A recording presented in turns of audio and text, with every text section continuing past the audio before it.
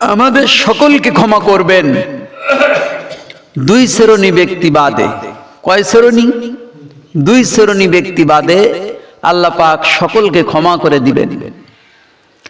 এক নম্বর হলো যে ব্যক্তি শিরিক করে, শিরিককারীকে আল্লাহ তাআলা মাফ করবেন না। আর দুই নম্বর হলো যে ব্যক্তি হিংসা অহংকার যার ভিতরে কাজ করে, অপরের ভালো মোট দেখতেই পারে না, অপরের কল্যাণ সহ্য হয় না, অপরের সবসময় ক্ষতিটাই ভালো লাগে, ক্ষতি হলে আনন্দ পায়।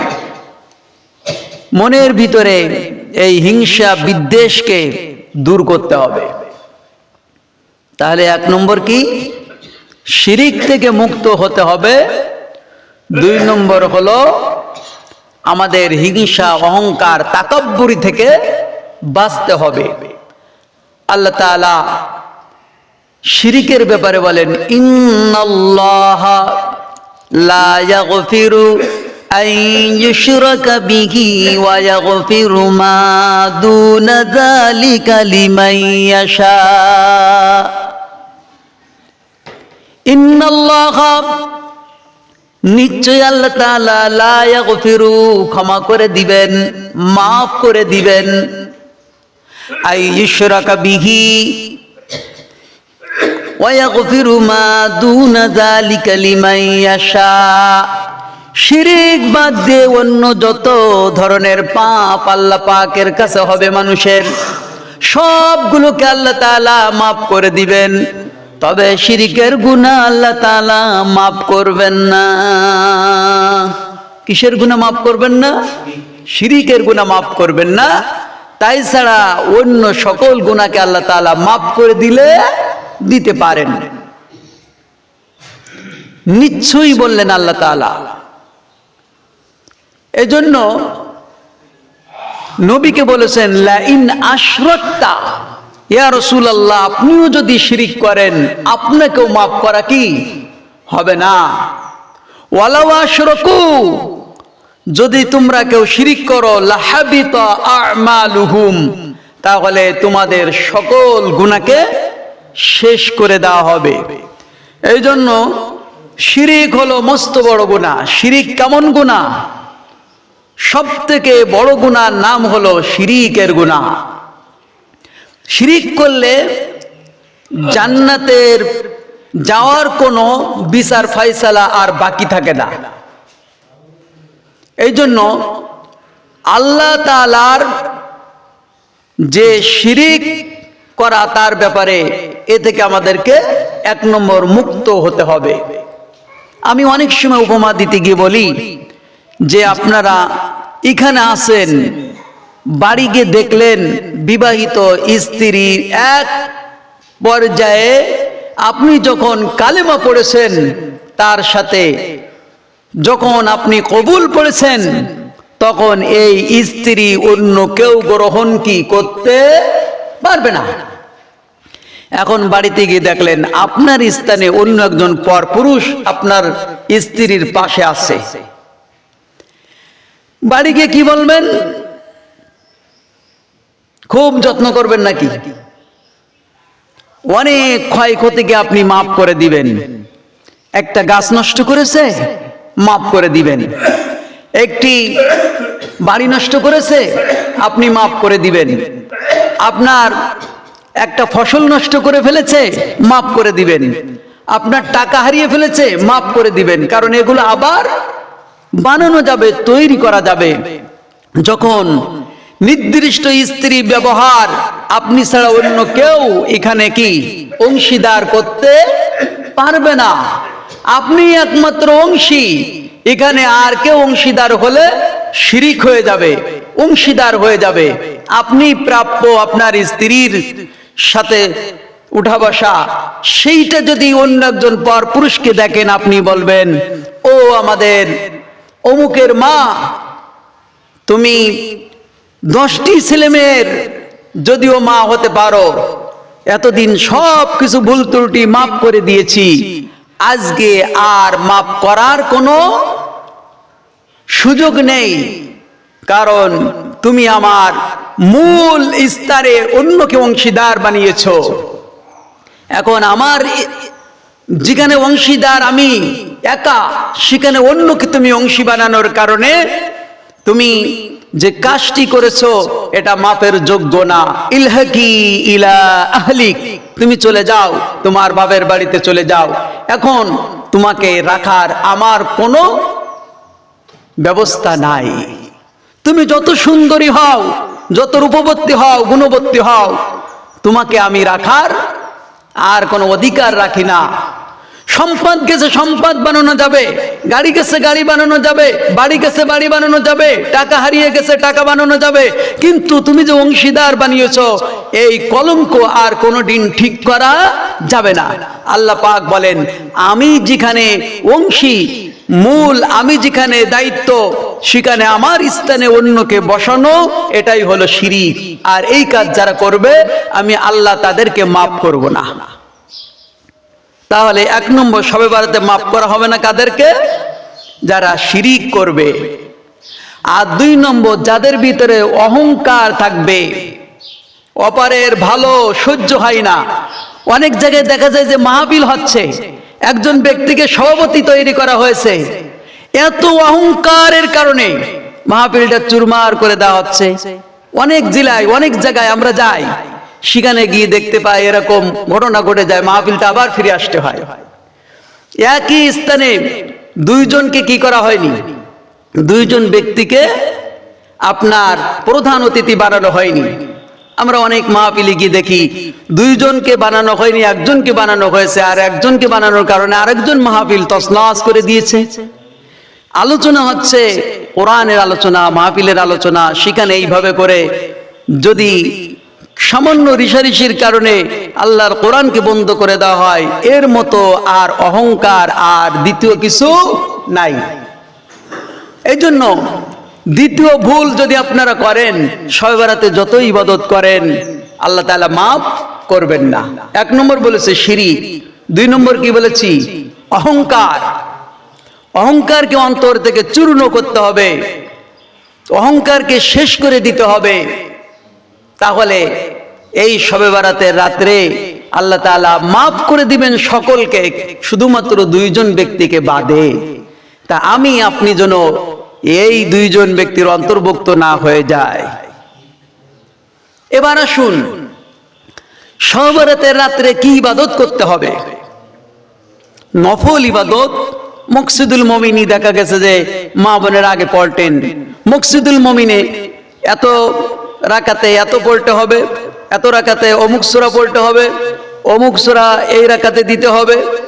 কিন্তু এটা হাদিসে কোরআনে কোনো জায়গায় এইভাবে নেই। এখন যেটা নেই সেইটা যদি একজন লিখেও দেয়, তাহলে সেটার কোনো গ্রহণযোগ্যতা নেই। আপনি নামাজ আদায় করবেন, আমি নামাজ আদায় করব। যেমন সুন্নাত নামাজে যেমন পড়ি, 4 রাকাত পড়লে যেভাবে সূরা মিলাই, ওইভাবে 4 রাকাত পড়লে ওইভাবে সূরা মিলাতে হবে। যদি 2 রাকাত পড়ি, যেভাবে সূরা মিলাই ওইভাবে 2 রাকাত করে পড়লে ওইভাবে মিলাতে হবে। এবার কোরআন তেলাওয়াত যেভাবে আমরা করি ওইভাবেই করতে হবে, আমলে একই সিস্টেমে। কেউ দান সদকা যদি করে রাত্রে বেশি বেশি, তাহলে আল্লাহ তাআলার কাছে বেশি নৈকট্যশীল বান্দা হতে পারবে, নৈকট্যশীল বান্দি হতে পারবে। এইভাবে করে সারা রাত আপনি যত সময় পারেন ইবাদত বন্দেগী করবেন। শুধু যে মসজিদে বসে ইবাদত করে যেতে হবে আর বাড়িতে করবেন না তা না, মসজিদেও করেন, বাড়িতে করেন, নিজের ঘরকেও ইবাদত দ্বারা, রহমত দ্বারা ধন্য করেন। আল্লাহ তাআলার এই রাত্রে যে ফজিলাতের কথা বলেছেন, ইন্না আনজালনাহু ফি লাইলাতিন মুবারাকাহ, এই মুবারাকা দ্বারা এই মিন নিসফি শাবানকে বোঝানো হয়েছে, লাইলাতুল কদর রমজান মাসে বোঝানো হয়েছে। আমরা যে দুরূদ পড়ি, এই দুরূদ সাল্লু আলাইহি দিয়ে বোঝানো হয়েছে। এইভাবে করে আমরা যে নামাজ পড়ি, এই নামাজকে আল্লাহ তাআলা সালাত হিসেবে ব্যবহার করেছেন। আপনি কোরআনে কোনো জায়গায় শবে বারাত শব্দ পাবেন না, শবে বারাত নেই। আপনি সবে কদর পাবেন না কোরআনের ভিতরে, আপনি নামাজ পাবেন না, আপনি দুরূদ পড়া পাবেন না। এটা কোথা থেকে আসলো? নামাজ হলো ফারসি শব্দ, নামাজের আরবি হলো সলাত, আর সলাত শব্দ কোরআনে অসংখ্য জায়গায় এসেছে। 82-83 জায়গায় এই সলাতের ব্যাপারে এসেছে। সল্লু, দুরুদের ব্যাপারে এসেছে সল্লু, এইভাবে দুরুদ পড়ো, সল্লু আলাইহি ওয়া সাল্লিমু তাসলিমা। এখন কেউ যদি বলে আপনি দুরুদ পড়েন, দুরুদ তো কোরআনে নাই, দুরুদ পড়েন, দুরুদ কোরআনে নাই, আপনি কোরআনে কিভাবে দুরুদ বজাবেন? দুরুদ তো আপনার আরবি শব্দ না। দুরুদের ব্যাপারে আল্লাহ বলেছে সল্লু আলাইহি ওয়া সাল্লিমু তাসলিমা। এরপরে শবে বারাত কোরআনে নেই, আমরা মানি না, অনেকে বলতেছে নাকি, কিন্তু আল্লাহ তাআলা শবে বারাতের শব্দটা বুঝাইছেন, ইন্না আনজালনাহু ফি লাইলাতিন মুবারাকাহ। এই শব্দ দিয়ে মিন নিসফি ওয়া শাবান, শাবানের মধ্যবর্তী যে রজনীটা, অর্থাৎ 14 তারিখের রজনী, 15 তারিখের দিন। আমাদের, আমি আগেই বলেছি, আরবিতে রাত আগে আসে, দিন পরে আসে। এই আজকের দিনে শবে বারাতের ইবাদত করতে হবে। এরপর আপনি যদি তলাশ করেন শবে কদর, সব মানে তো রাত, এটা ফারসি শব্দ। শবে কদর কোরআনে কোথায় পাবেন? আল্লাহ বলেছেন ইন্না আনজালনাহু ফি লাইলাতিল কদর ওয়া মা আদরাকা মা লাইলাতুল কদর। কদরের কথা বলা হয়েছে, কদরের রজনী, ওটা হলো শবে কদর। আজকের এই রাত্রে আমাদের অনেকের প্রশ্ন, হুজুর হালুয়া রুটি আমরা খেতে পারবো কি পারবো না? কি প্রশ্ন আছে কিনা? হালুয়া রুটি সারাটা জীবন খাওয়া যাবে, সারা বছর, সারা মাস, সারা সপ্তাহ, সারা দিন খাওয়া যাবে, প্রতিদিন খাওয়া যাবে, কোনো নিষেধ হাদিসে নাই। আবার যে এই রাত্রে এই দিনেই খেতে হবে এমন বিধানও নাই। এই রাত্রে খাবেন, এই দিনে খাবেন, হাদিসে বারণ দেওয়া হয়নি। কেউ যদি বারণ দেয়, রসুল কি বারণ দিয়েছে যে শবে বরাতের রাত্রে কেউ খেতে পারবে না, হেলা রুটি হালুয়া খেতে পারবে না? তবে হ্যাঁ, এই কথাটা বলা যাবে না যে আমরা একটা হাদিস পেশ করি, একটা মাসলা পেশ করি। উহুদের যুদ্ধে বিশ্বনবী সাল্লাল্লাহু আলাইহি সাল্লাম দাঁত ভেঙেছেন। এই দাঁত ভাঙার কারণে বিশ্বনবী সাল্লাল্লাহু আলাইহি সাল্লাম হালুয়া খেয়েছেন, শক্ত খাবার খেতে পারে নাই। তাই আমরা এই রাত্রে হালুয়া খাই আর রুটি খাই। কি এরকম যদি আপনি দলিল দেন না, এই শাবান মাস আর তার আগের মাসে উহুদ যুদ্ধ হয় নাই, এই জন্য এই দলিল দিয়ে খাওয়াটাই হবে পাপের কাজ। কারণ বিশ্বনবী সাল্লাল্লাহু আলাইহি সাল্লাম এই দাঁত ভাঙার কারণে রুটি খাই নাই। এমনি খেতে পারেন, কোনো নিষেধ নাই। রাত্রে বানাবেন, খাবেন, কি দিনে খাবেন, তবে ইবাদত বন্দেগী যেন নষ্ট না হয়ে যায় সেদিকেও খেয়াল রাখতে হবে। সারা বছর খাওয়া যাবে, খাওয়ার ব্যাপারেও নিষেধ নাই, না খাওয়ার ব্যাপারেও নিষেধ নাই। তাহলে আমরা এই বিষয়টা আমরা জেনে ফেললাম। এবার আসুন, আমরা আজকের রাত্রে অনেক মা বোনেরা শুধু রোজাই রাখতে চায়, রোজা রাখা বড় পছন্দ করে মা বোনেরা। আমরা পুরুষেরা গ্যাস, আলসার, এক্সিমা, বিভিন্নতাই বলে বলে আমরা রোজা থেকে দূরে থাকি, আর মা বোনেরা শুধু ফরজ না নফলটাও রাখার চেষ্টা করে। অনেক গুনাহগার মা বোনেরা তারপরেও নফল কিন্তু ছাড়তে চায় না। আমরা দূরে সরি, কিন্তু তারা দূরে সরতে চায় না।